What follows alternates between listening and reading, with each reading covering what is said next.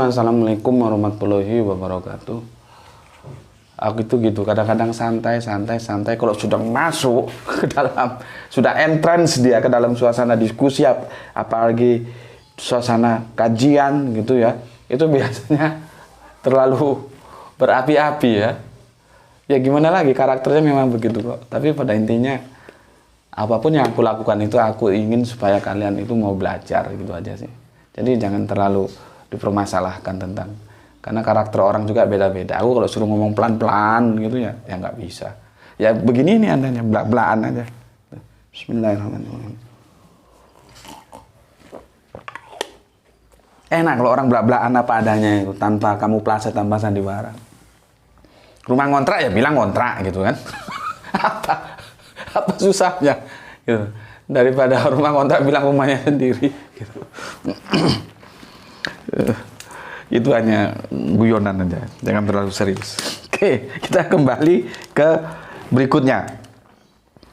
Aku mau tanya dulu, surat Al-Baqarah, di sana ada kata Baqarah.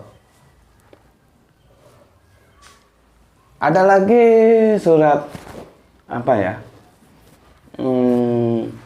Surat Yusuf lah, di sana ada kata-kata Yusuf. Dan banyak surat-surat lainnya kalian cari. Sorry. Masa aku harus tunjukkan satu persatu kan? Enggak, contohnya aja. Itu semua ada kata-katanya sehingga menjadi nama surat. Ya. Pertanyaanku, kalian pernah berpikir nggak, otakmu itu pernah mencari sebuah tanya nggak untuk mendapatkan sebuah jawaban? Kenapa disebut surat Al-Ikhlas sedangkan di dalamnya tidak ada kata ikhlas? Coba. Nah, enggak. Aku sudah bilang kan, channel ini channel education, ya. Jadi tersaring, orang yang mau masuk ke sini tuh orang sudah tersaring dengan niat mau belajar. Kalau nggak mau belajar jangan masuk sini. Cari tempat lain. Cari, nggak usah di sini. Aku juga nggak perlu orang-orang seperti itu. Yang mau belajar bersama, kita saling mengisi, mengasah, mengasuh, monggo masuk ke channel sini. Ya. Pernah nggak dalam kesendirianmu, kamu sering baca Al-Quran nggak? Itu juga jadi masalah. Kalau jadi gini loh ya, sebentar, gini. Orang Islam itu harusnya ya baca Al-Quran. Aku itu tiap malam, waktunya terserah kalian. Kalau aku itu setelah subuh, itu aku nggak banyak-banyak. Satu ini aja. Nah, misalkan nanti besok subuh aku baca dari sini sampai sini, berarti ini pindah ke sini. Pindah ke sini. Nah. Begitu selanjutnya, nggak perlu banyak-banyak. 2 lembar ini aja. Tapi itu tiap hari. Runitas dibaca. Nah, kalau kamu sering baca Al-Quran, ya sudah familiar. Jadi aku bukan hanya baca Bible aja. Al-Quran pun aku baca. Bible juga aku baca, itu dia. Kalau kamu sudah familiar baca Al-Quran, kalau otakmu itu otak kritis, kamu seharusnya pernah merenungkan, kenapa ya disebut Al-Ikhlas padahal di dalam surat itu tidak ada satupun kata ikhlas. Kalau kamu nggak tahu, tanya gurumu. Tanya, bisa jelaskan nggak dia? Oke, ini masih dalam derivasi walad, ya. Ada yalid, ada yulad. Aku mau jelaskan surat Al-Ikhlas dulu. Lihat ini. Ini anakku yang nuliskan ini. Aku nggak begitu bagus tulisannya. Ahadun. Ya. Ahadun, ya. Itu aduh. Sebentar. Bismillah. Itu dalam teori bahasa, ahadun itu bisa menjadi dua makna.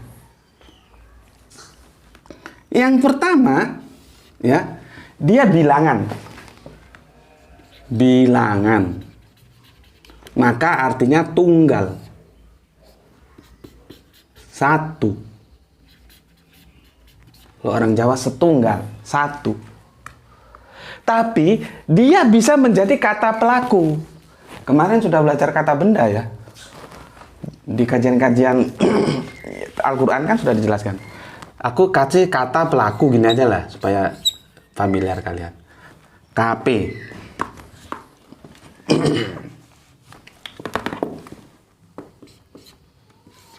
Artinya apa? Kalau kata pelaku di sini tunggal atau satu, ya. Di sini pemersatu dia. Nih. Ya. Maknanya dia punya dua makna.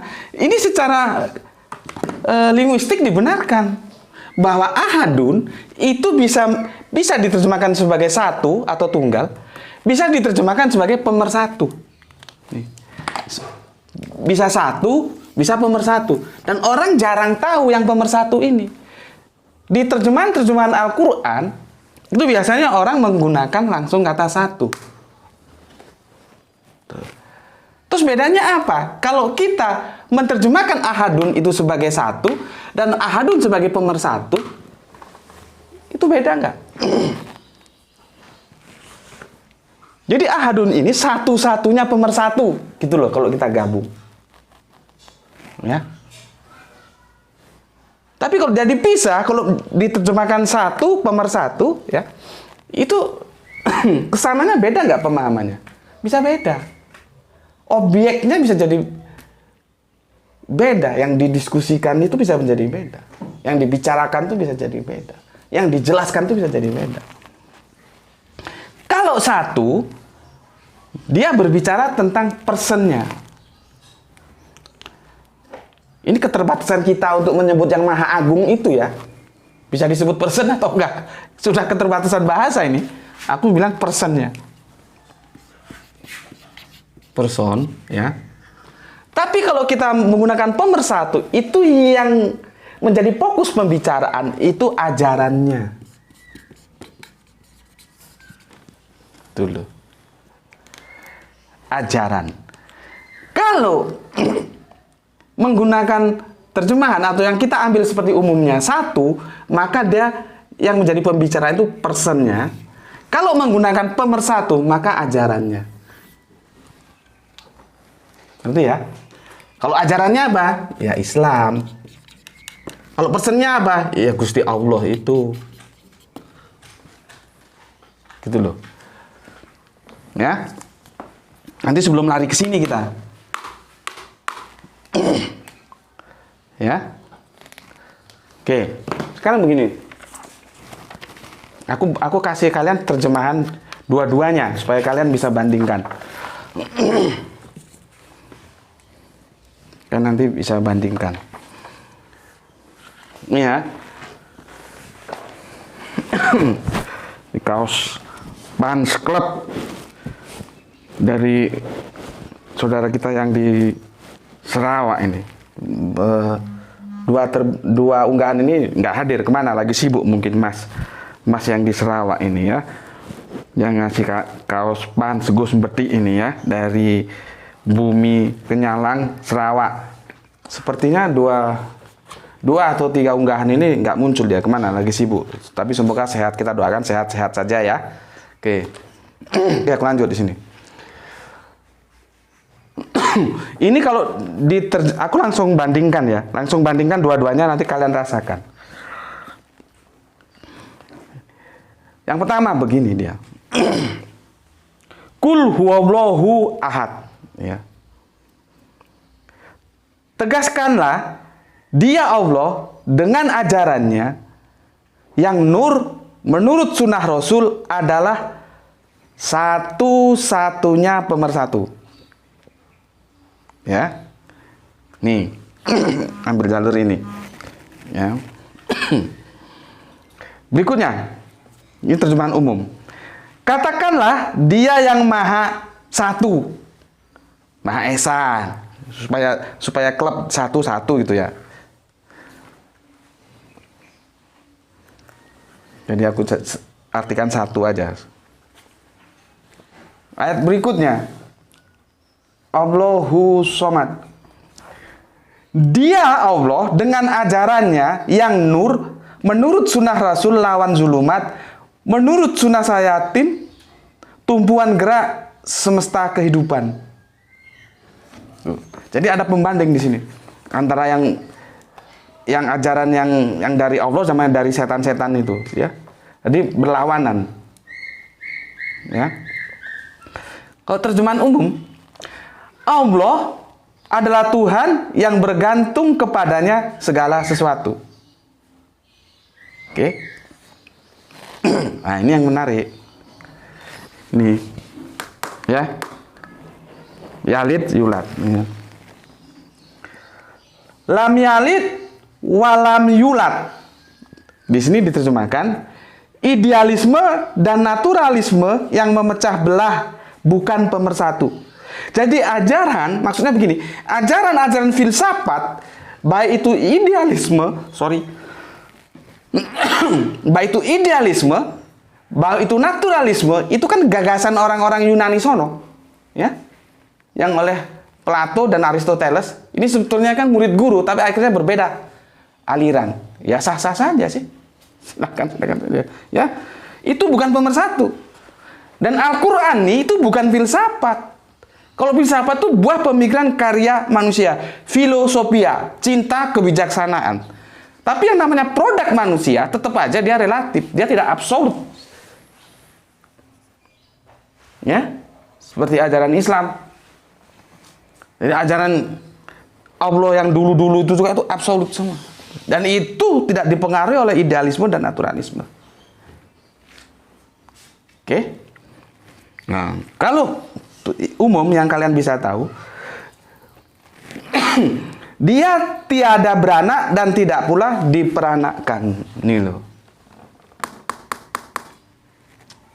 Ya, tidak beranak ya, tidak melahirkan dan tidak dilahirkan. Atau tidak beranak dan tidak diperanakkan. Tuh. Oke? Dia pakai walat. Ingat, tidak pakai ibnu. Makanya, kalau kamu lihat nanti ya, ketika berbicara tentang ahli kitab dan itu ada kata anak, ya, yang itu dinisbahkan kepada Gusti Allah Agung, coba cari, ada nggak yang pakai walat? Jadi kalau baca Al-Quran itu diperhatikan, ada nggak yang pakai walat? Coba, nanti kalau ada lapor ke aku di surat apa? Makanya ini kalau ini kan tidak bisa kita mau kritisi seperti itu, gimana orang ini sudah terjemahan kan tidak bisa. Kalau Al-Quran kan masih bisa karena dia masih original teks. Walat itu anak, bani itu anak, tapi anak yang berbeda keduanya. Nah, aku tanya, Al-Quran pernah nggak menisbahkan ahli kitab sebagai anak yang itu menjurus kepada Gusti Allah Agung dengan menggunakan walat atau derivasinya? Ada nggak? PR untuk kamu cari. Tuh, ya. Jadi aku sudah tunjukkan dua pemahaman yang berbeda dan ini saling mendukung. Gitu. Anda mau membidik mananya? Atau ahadun ini bisa satu, bisa pemersatu. Kalau di sini di pemahaman yang ajaran dia berbicara bukan naturalis, bukan idealis. Karena itu dilahirkan dan melahirkan. Itu produk manusia. Kalau di sini tidak melahirkan dan tidak dilahirkan yang kita pahami secara umum. Jadi tidak melahirkan berarti tidak melahirkan anak dan tidak jadi anak. Kan begitu. Ya? Paham? Ya? Ini begitu. Begitu rincinya pemahaman-pemahaman ini. Aku sudah jelaskan walat, yalid, yulat. Nanti aku akan jelaskan di yang keempat bagaimana cerita surat Al-Ikhlas ini. Ya? Sini ya, ahadun. Jadi dia tunggal, satu, pemersatu. Tuh. Oke? Seenggak-enggaknya kalian sekarang sudah terbuka. Ini matanya itu terbuka, mata pikirnya itu terbuka. Bahwa ahadun itu ternyata bisa juga diterjemahkan sebagai pemersatu. Hasanah keilmuanmu itu bertambah. Gitu. Jadi kamu tuh kalau ngaji ya, aku kasih tahu, ngaji ke siapapun, jangan kamu patok begitu kamu berangkat ngaji, apa yang disampaikan oleh yang mengisi kajian itu sama dengan yang kamu pahami. Jangan begitu. Itu nama kamu nggak ngaji, namanya kamu mau menyamakan pendapat. Orang pendapat orang beda-beda kok. Tapi ngaji itu diniati dengan ingin menambah pengetahuan. Jadi berbeda itu tidak masalah selama perbedaan itu punya dasar argumentatif ilmiah. Gitu. Jadi kalau kamu dulu memahami satu saja tentang ahadun, sekarang ada pemersatu, berarti wawasanmu bertambah. Tapi kalau maumu hanya ingin oh enggak, harus ini satu. Ya blow on kan. Dulu. Ya. Oke, itu aja dari aku. Assalamualaikum warahmatullahi wabarakatuh.